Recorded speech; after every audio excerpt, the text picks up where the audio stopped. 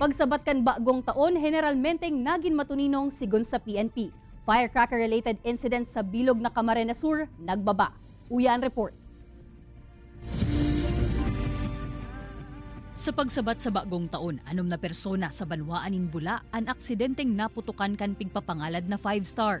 Saro sa mga inian paluwasan nakuta na sa saindang residensya kan biglang may magsabog na paputok sa may gate. Sigun sa Bula Municipal Police Station, posibleng darakan ka paryente gikan sa ibang lugar ang nakadanyar sa mga biktima sa magkakasuway na insidente.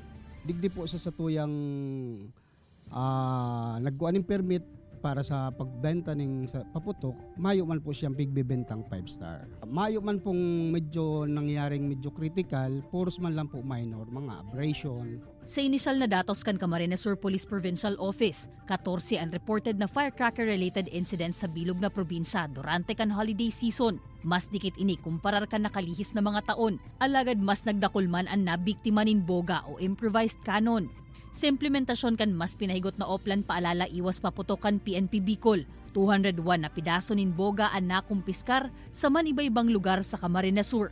Anbula MPS may nakumpiskar na saro, mantang sa Banwaan Pili, 16 kaini ang nakumpiskar sa poblasyon area. Yun po pansamantala ay nasa kanya-kanyang mga istasyon at hinihintay pa din po natin kung ano po ang magiging hakbang ng ating regional office upang baka po ito ay ipunin upang sabay-sabay pong sirain. Sa bilog na Bicol Region, nasa 562 na boga ang nakumpiskar kan kapulisan.